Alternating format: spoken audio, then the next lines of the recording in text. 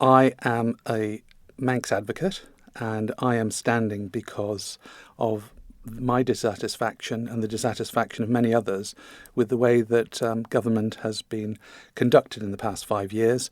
And I've been prevailed upon by the constituents of Douglas Central and some former and present MHKs to put myself forward, and I'm very happy to do so.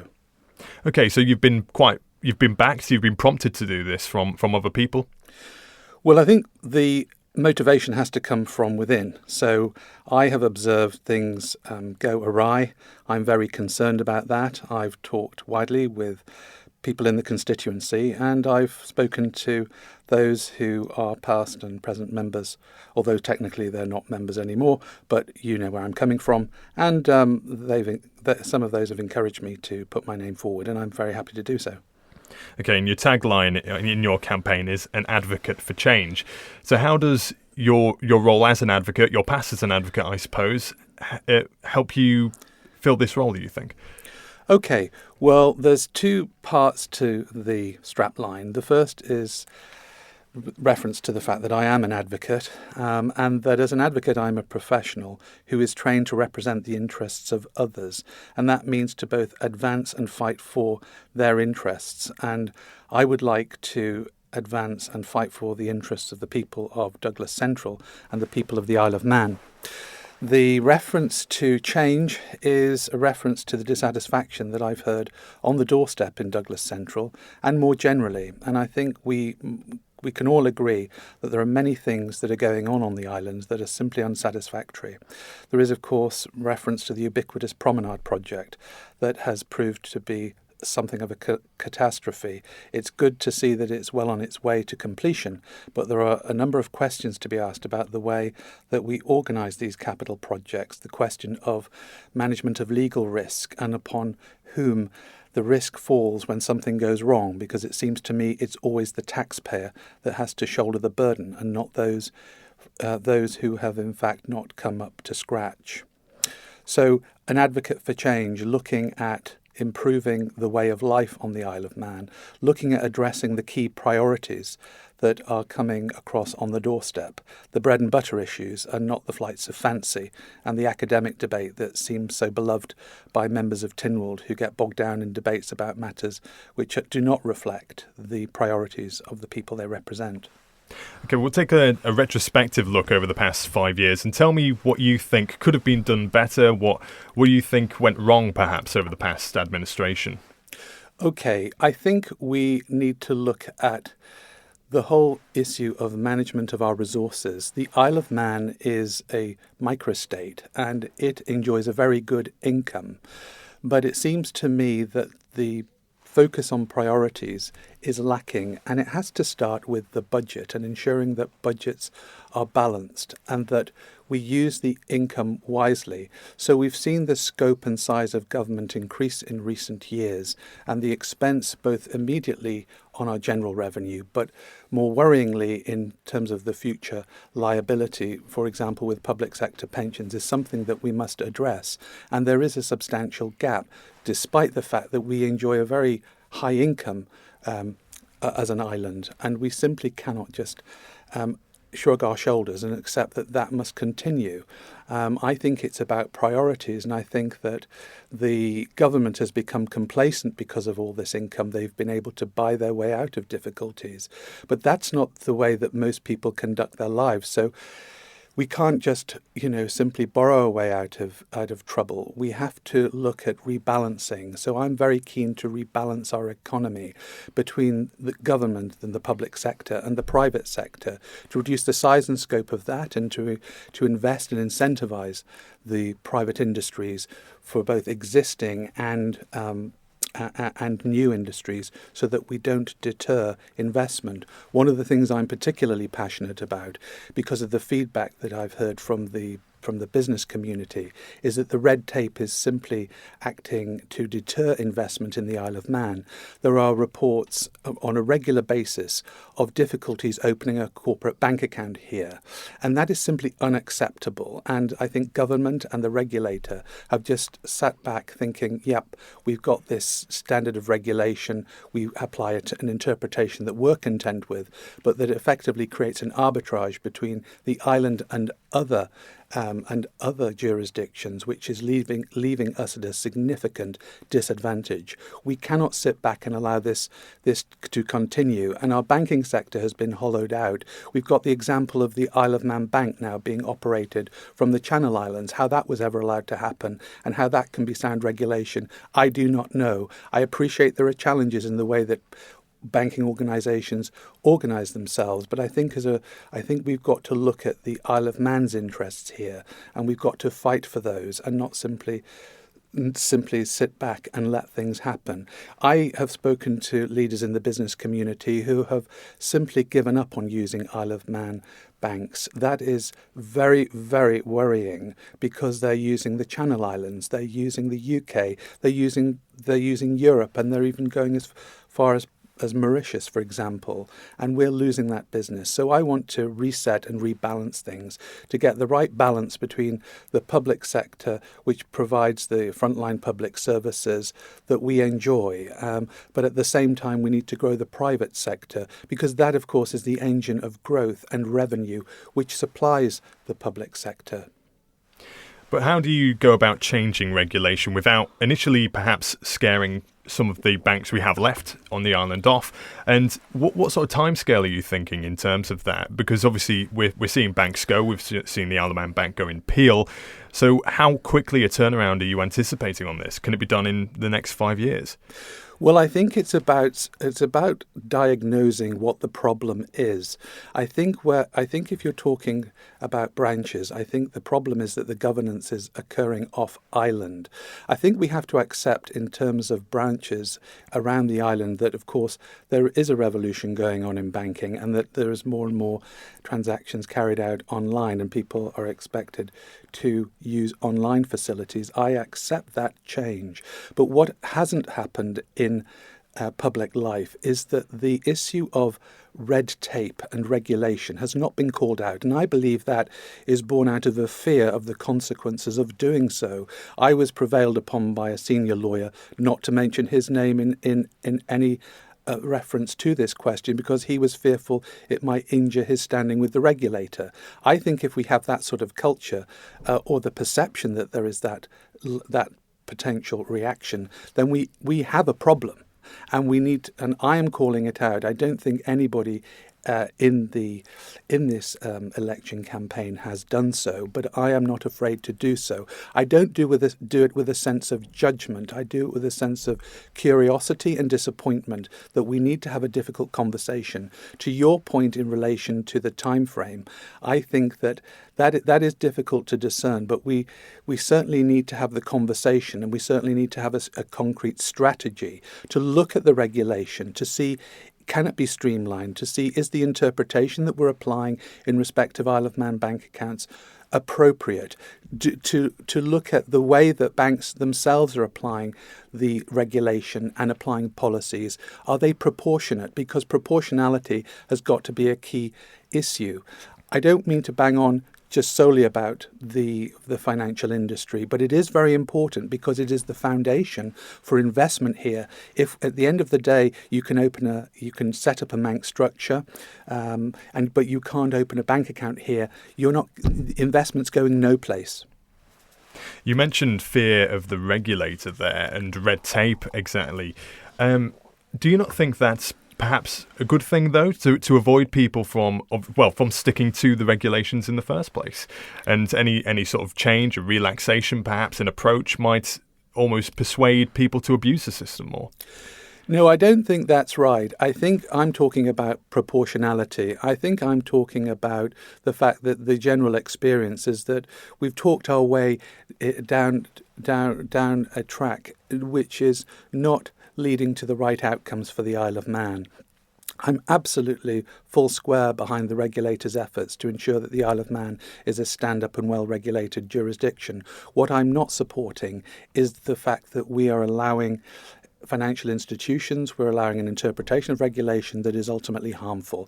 There is a conversation that needs to be had. We need to go on a journey, start a conversation, and start to reverse that decline.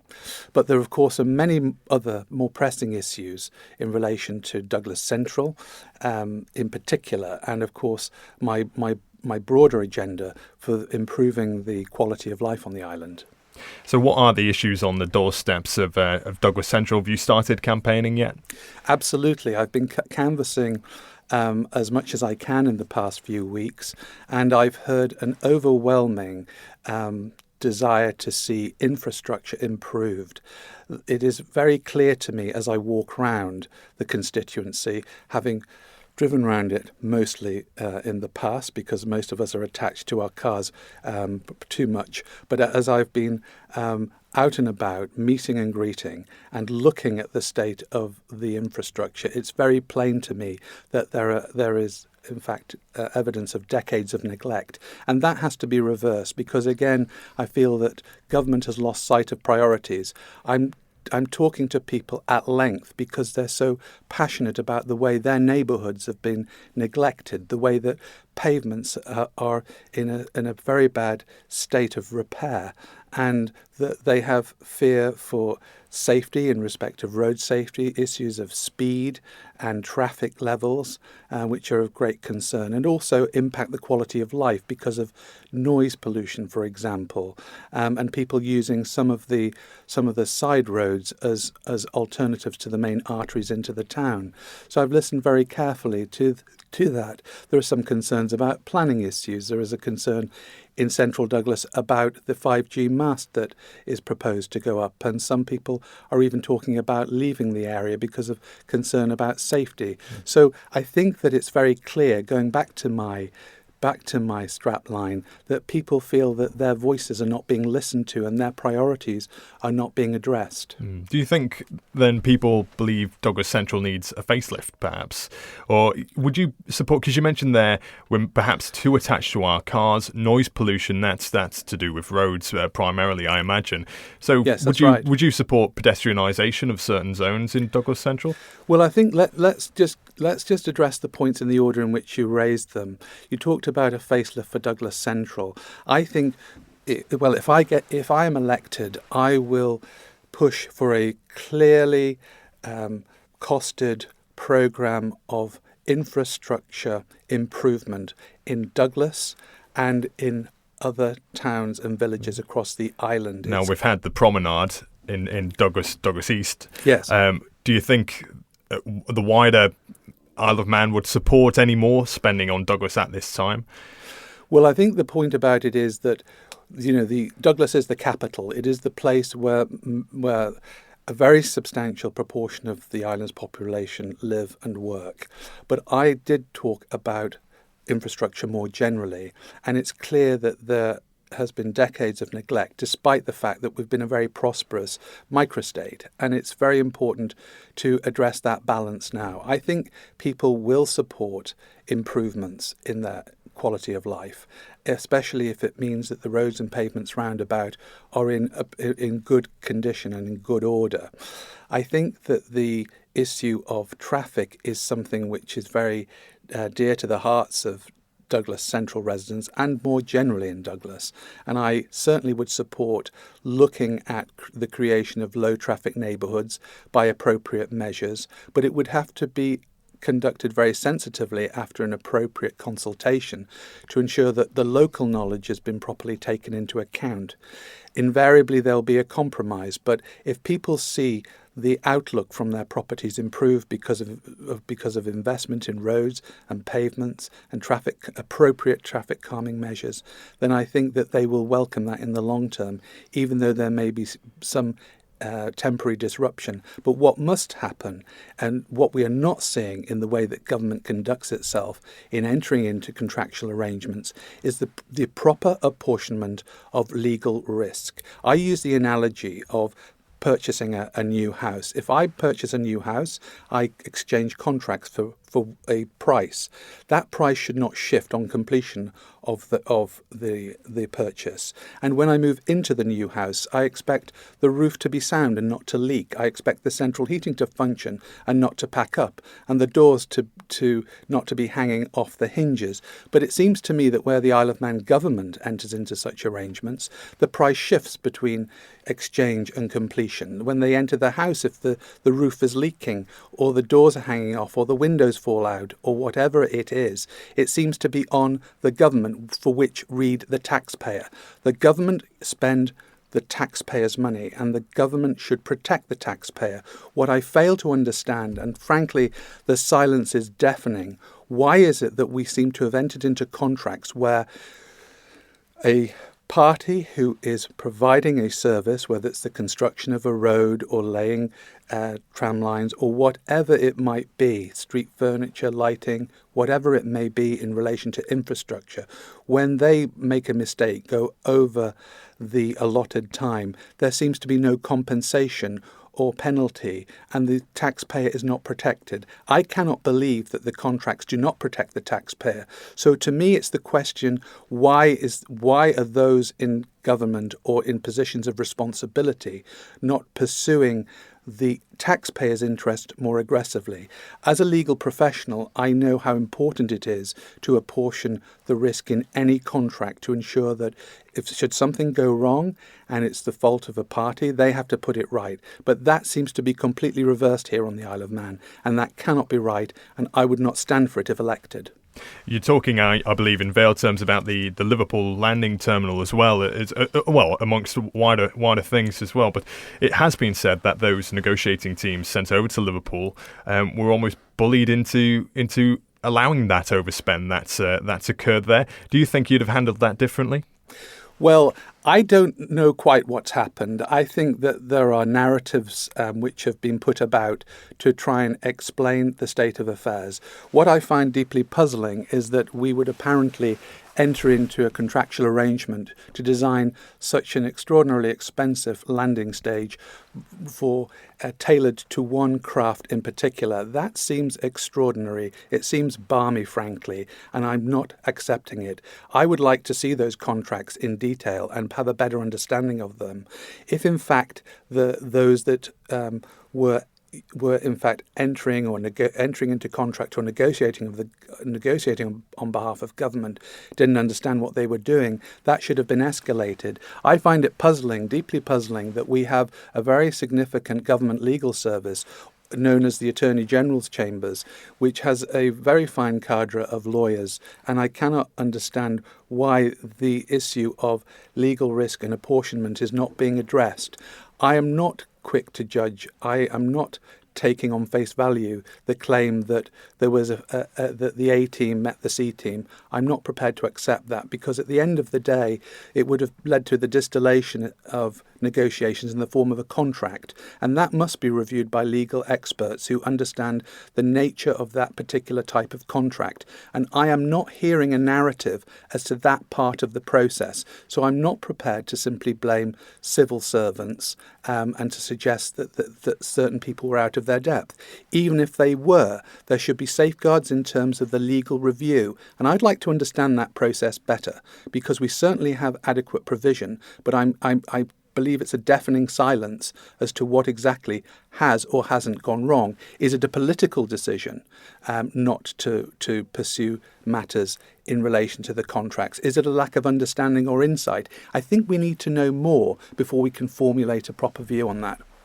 Okay, so we're running to our final couple of minutes now, and I just want to ask you, it's loosely based on what we've been talking about just there, and the role of civil servants and the role of government and Tynwald. Where do you see yourself fitting into Tynwald? Do you see yourself as more of a backbencher, or would you strive for a ministerial role? Well, I think the priorities always have to be to represent the people who elect you, and so I would be wanting to learn the process of government, and I would want to listen very carefully to ensure that the interests of those who elected me are represented and advanced properly, and that their issues are fought for. So to me, the issues of health and education and proper transport provision and infrastructure issues, a whole raft of issues and concerns to ensure that education is matched to the needs of our community, so young people have jobs that match the training and education that they've had. In terms of health, we've got to focus on public health measures. We know that there are issues in relation to mental health and addiction. We've also got to promote prevention rather than cure. And we've also got to look at transport, particularly transport security, because it seems to me that our air links are very vulnerable to whichever airline decides to pitch on the Isle of Man and offer its services. And if they decide it's not attractive, then they go and leave us in the lurch. But also infrastructure issues, such as the concerns about housing for our young people, that the roads and pavements we've already talked about, and obviously that the climate change agenda in terms of what we can do on the Isle of Man to do our bit as a responsible community can be advanced in concrete terms along the road. Damian Ciappelli, thank you very much.